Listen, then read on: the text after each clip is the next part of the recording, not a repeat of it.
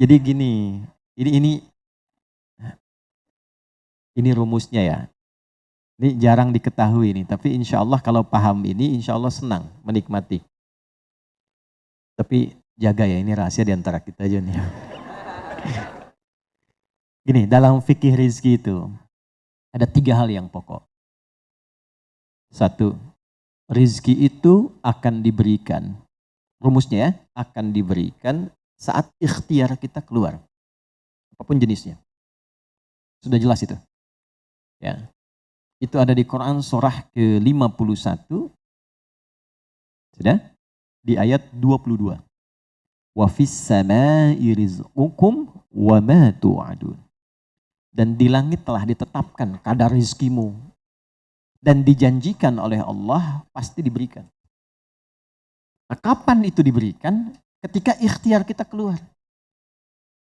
Jadi yang laki-laki, yang ikhwan ini, contoh ini, kita sudah siap saja untuk keluar, baru bawa map melangkah untuk menjemput rezeki Allah, ya, itu sudah ditetapkan keluar.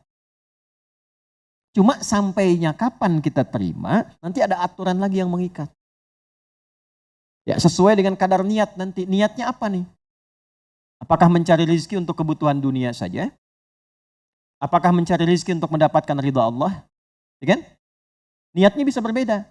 Nah, berdasarkan niat itu nanti Allah arahkan untuk mendapatkan yang terbaik. Tapi berlaku hukum kedua, ikhtiar Anda itu telah mengeluarkan rezeki dan tidak akan menguranginya.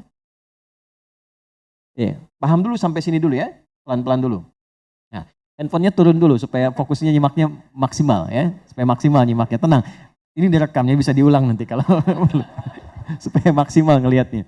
Jadi ini yang pertama dulu, rezeki sudah ditetapkan, pasti diberikan. Cara Allah memberikan, kita bergerak, itu rezeki ditetapkan turun. Jelas? Nah, diterimanya oleh kita, nanti kembali berdasarkan ikhtiar kita dan niat kita untuk mendapatinya. Innamal a'malu bin, ya, itu dalil hadisnya. Jelas ya? Sampai sini dulu. Yang kedua, rezeki tidak akan tertukar dan berkurang. Karena kadarnya sudah pas. Ya, tepat, pas. Tidak ada yang berkurang. Dan tidak akan tertukar. Kalau Anda yang berikhtiar, tidak mungkin datangnya ke teman Anda. Mustahil. Kalau kita yang berikhtiar, tidak mungkin kepada saingan kita. Itu mustahil. Ya, kan ada persaingan dalam bisnis kadang-kadang kan. Kalau Anda yang ikhtiar, tidak mungkin ikhtiar Anda hasilnya diberikan kepada lawan bisnis Anda. Itu mustahil. Pasti jatuhnya ke Anda juga. Tidak akan ke yang lain. Kecuali dalam satu bab rumah tangga. Ya, usaha ayah kadang diberikan rezekinya mengalir kepada anak, atau usaha anak akan mengalir kemudian dampaknya kepada orang tuanya. Itu sudah rumus. Ya, awas hati-hati. Jadi kalau Anda ingin mudah berkehidupan ke depan, didik anak dekat dengan Allah. Ketika anak itu jadi baik, keberkahan pada anak itu akan menular kepada kedua orang tuanya. Ya, Bapak Ibu pengen haji, nabung banyak, belum berangkat, sudah antrian panjang. Itu kan? Tapi tiba-tiba ada orang yang tetangga anaknya penghafal Quran 30 juz, dapat hadiah haji, orang tuanya ikut, bapaknya ikut, ibunya ikut, gurunya ikut.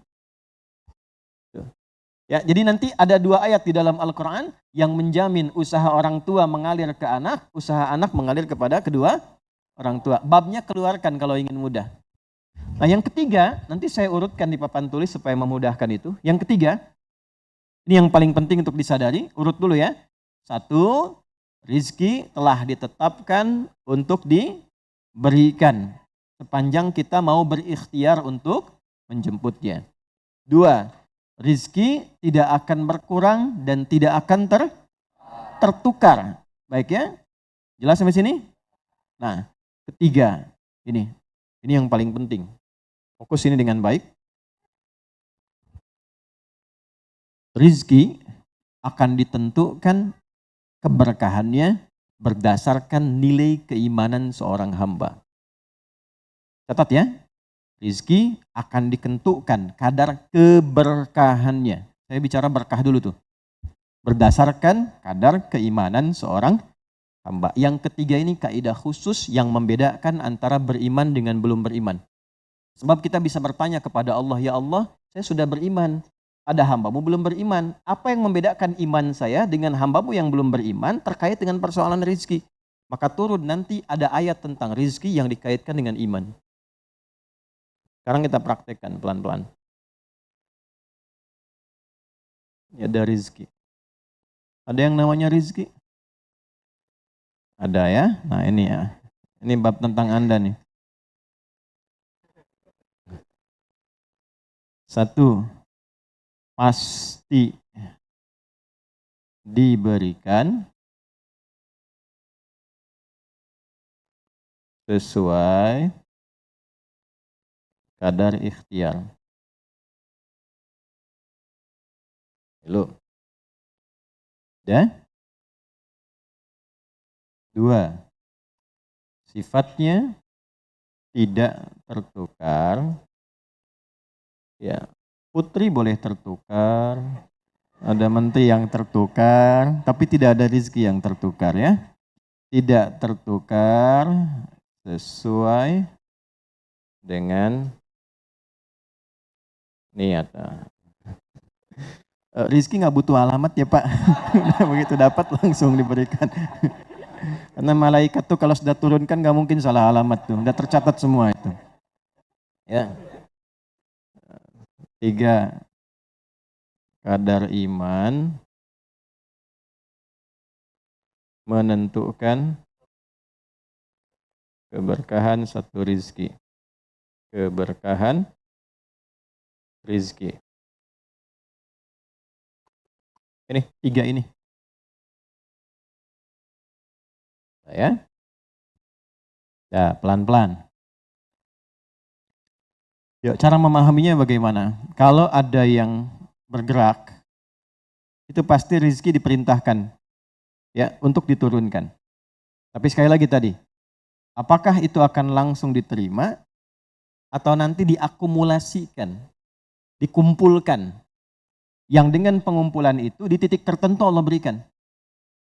Jadi kalau Anda misalnya belum dapat hari ini, belum dapat hari besok, sepekan nyari nggak dapat. Tiba-tiba bulan yang ketiga dapat. Dan gajinya begitu besar tawarannya. Bahkan belum mulai udah dikasih ya pesangon misalnya untuk uang muka banyak sekali. Nah, cara memahaminya bagaimana?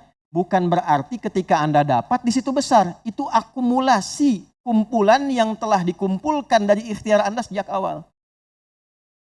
Paham nggak sampai sini? Paham ya? Nah, kenapa ada hukum demikian? Masuk ke sini dulu nih. Ya, saya mau tanya sebentar. Bapak Ibu, yang para ayah dulu ya, laki-laki lah terutama. Kalau mencari rizki dalam konteks bekerja ya, untuk materi. Karena rizki itu nanti ada ketenangan, anak-anak, keturunan itu rizki juga.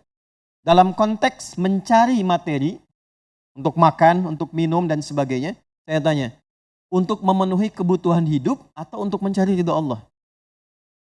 Udah jujur aja, nggak usah. Bahas sini dulu. Udah, wajahnya nampak kok ini. Saya tanya, untuk kebutuhan hidup atau mencari ridho Allah? Nah, ini nomor 1. Nggak mau kalah dua-duanya. Ridho Allah. Ini sekedar dunia. Pelan-pelan ya. Ketika Anda mencari rizki hanya untuk dunia, maka yang berlaku hukum dunia. Ya. Semakin Anda bekerja keras, semakin Anda dapat. Semakin Anda kreatif, semakin mudah dapat. Ya, semakin pintar, semakin mudah dapatnya. Di sini tidak berlaku masalah iman. Karena semua sama, Allah tetapkan hukum dunia. Siapa yang bekerja keras, siapa yang mau kreatif, siapa yang punya inovasi, siapa yang makin pintar, mudah dia mendapatkan dunia. Ada ilmu menambah, dunia dapat. Man arada dunia, kata Imam Syafi'i, fa'alaihi bil ilmi. Siapa yang ingin menguasai dunia, dengan ilmu bisa dapat. Ini. Ada ilmu kreativitas, ada serius, sungguh-sungguh. Kerja yang serius, sungguh-sungguh. Itu kan? Di Tiongkok itu, kalau datang ke satu tempat, ketukin tiap pintu, nawarin barang. Ya, barang ditawarin, 1, 2, 3, 4, saking seriusnya. Orang mengerjakan apa, dia cari yang lain. Pernah dulu ada orang bukan muslim ke Saudi, mampir ke Jeddah hanya untuk lihat jemaah haji itu beli apa.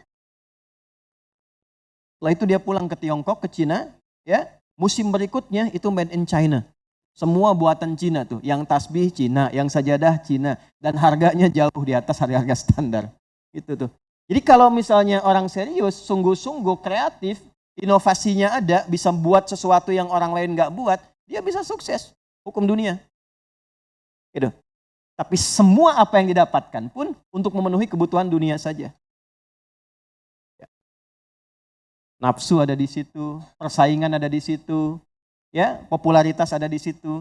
Makanya orang-orang yang kerjanya orientasi dunia itu pada umumnya, pada umumnya apa yang didapatkan hanya untuk memenuhi kebutuhan nafsunya saja. Selesai sampai sini. Nafsu itu kan nggak berhenti. Makanya perlombaannya berapa banyak? Ayo siapa yang duluan dapat 10 triliun? Siapa yang duluan dapat 20 triliun? Dunia. Dan nggak akan berhenti. Begitu dapat pengen nambah lagi. Dapat pengen nambah lagi. Walaupun yang dipakai mungkin tidak sampai ke situ. Sekarang saya tanya Anda ya. Mengumpulkan sesuatu yang tidak Anda gunakan bermanfaat tidak? Ya. Ibu misalnya mengumpulkan kayu bakar banyak sampai seruangan masjid ini, Bu. Ya. Tapi yang ibu pakai sehari cuma satu. Ya, dikumpulin 1, 2, penuh, tapi yang dipakai 1. Tapi nggak pernah puas melihat pengen lagi, sampai 10 masjid kayu dikumpulkan. Yang dipakai cuma 1. Nah, kira-kira perbuatan semacam ini bermanfaat tidak? Nah, jika ada orang yang banyak bekerja, hanya membutuhkan sesuatu untuk memenuhi keinginannya saja, ketahuilah Anda terjebak dalam kehidupan duniawi. Mohon maaf sebesar-besarnya ya. Jadi kalau bekerjanya hanya untuk tambah tabungan lagi, cek saldo, bandingkan dengan teman-teman, tapi dari apa yang dikumpulkan tidak membuat Anda lebih baik. Ya, yang paling bahaya tuh gini, pas sakit carinya obat generik. Padahal kayaknya minta ampun gitu. Ya, itu menunjukkan bahwa ada sifat dunia yang menguasai. Pada diri pribadi pun bersifat masih kikir. Nah ini ya, ini yang berbahaya ini. Ya, kalau bekerjanya nggak ada masalah, serius dapat nggak ada masalah. Cuma yang dapat ini mengeluarkannya seperti apa? Kalau hanya mengumpulkan, hanya pamer, hanya untuk update, dia mau menyampaikan dengan pamernya, pakai hukum dunia, nggak bisa disalahkan dalam konteks dunia. Walaupun secara moral dalam hukum agama ini tidak dibenarkan. Jelas nggak sampai sini? Ya, sekarang saya tanya, ada nggak orang misalnya OKB misalnya, orang kaya baru gitu. Nah, baru kaya langsung pasang status, ada yang begitu. Ya, dapat mobil baru pasang status, ada yang begitu. Nah, ini biasanya semakin banyak dilakukan terjebak dengan hukum dunia. Tugas kita mendoakan, bukan mencela. Oh, pasti si itu tuh. Bukan ya. Jangan seperti itu. Ya, tugas kita mendoakan kembali dan sehingga dengan doa itu mudah-mudahan sampai kepada jiwanya untuk bisa berubah. Sehingga diarahkan pada yang lebih baik. Tapi maksud saya begini, kalau ada di antara yang ngaji itu terpedaya dengan sistem seperti ini, dia bekerja, tambah lagi, tapi penambahan itu alhamdulillah tidak membuat kehidupannya lebih baik dan bermanfaat, dia terjebak dalam kehidupan dunia. Pada akhirnya berlaku hukum akhir dunia. Apa hukum akhirnya? Fana. Dunia itu kan punya 2 arti, satu cepat, yang kedua rusak. Cepat nggak terasa, kayaknya baru kemarin kita ngaji ya, sekarang ketemu lagi. Cepat tuh. Ya ketemu teman, kayaknya baru kemarin main sama-sama. Ternyata sekarang udah punya cucu 4 gitu. Saya, itu dunia tuh. Itu hukum dunia, cepat. Ya, cepat. Yang kedua rusak. Semua dunia itu akan fana, rusak, sifatnya hilang, habis. Kalau bukan kita meninggalkan dunia, dunia yang meninggalkan kita duluan. Ini saya sering katakan, ini ada gelas nih, menampung air. Airnya habis, didiamkan saja, jangan diapa-apakan. Ini kotor, rusak sendiri. Anda punya handphone, elektronik, simpan aja, nanti rusak sendiri.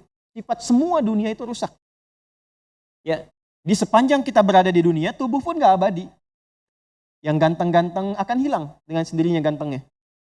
Makanya ibu kalau cari suami ganteng nanti rugi tuh.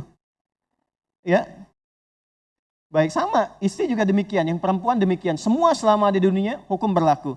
Nah, harta juga begitu. Saat dikumpulkan banyak yang dihitung ini, Kalau tidak sadar dengan, nah ini poinnya.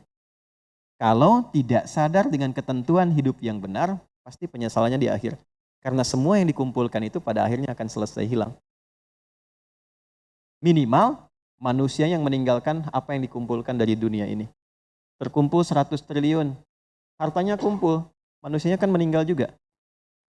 Ya kan? Selesai ya? Ya pertanyaannya, selama hidup yang kemakan berapa dari sini?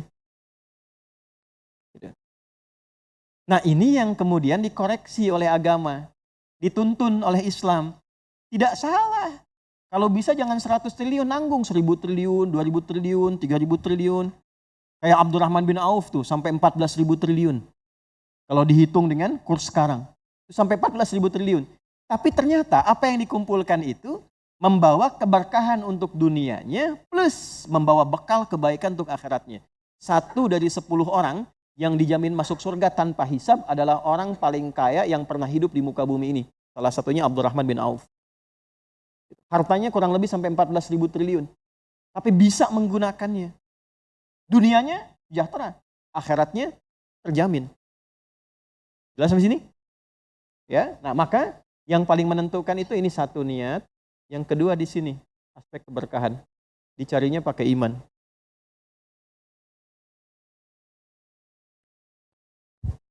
Maka niatkan yang pertama, upayakan setiap pencarian itu gunakan fungsi imannya untuk mencari ridha Allah. Maka ayatnya akan pindah ke ayat 172. Ya ayyuhalladzina amanu kulu min thayyibati ma razaqnakum. Hei orang-orang yang beriman, pakai imanmu untuk mencari kebutuhan hidupmu. Nanti aku siapkan, kata Allah, yang sesuai dengan kadar imanmu. Karena itulah kadang kelihatannya begini. Kelihatannya mohon maaf ya Bu, Pak, nggak dapat lagi. Padahal sudah tahajud malamnya. Udah puasa, udah baca Quran, lamar nggak dapat lagi. Ini nggak dapat lagi.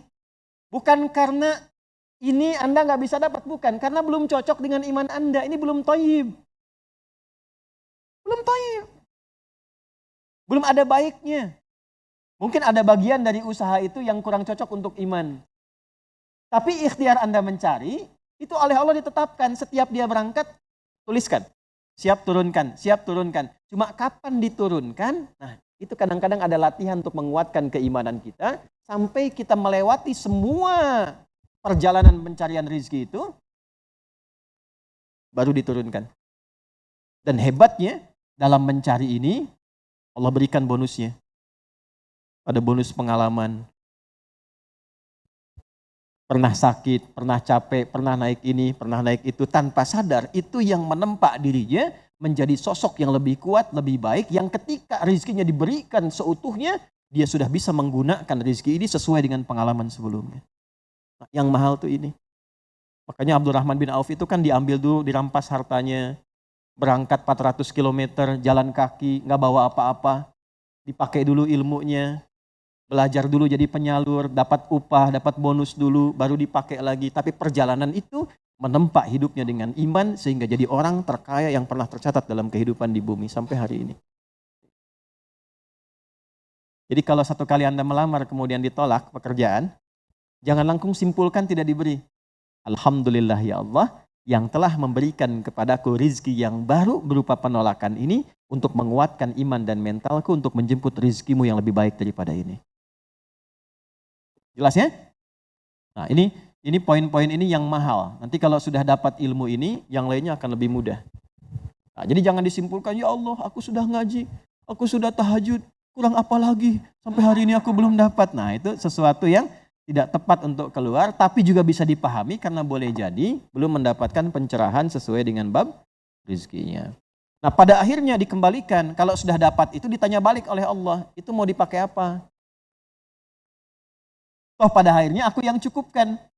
Ya, falyanzuril insanu ila ta'ami. Yang pertama kebutuhan makan kita pastikan dengan baik. Allah yang kasih, masa digunakannya untuk mencari yang tidak baik? Jelas?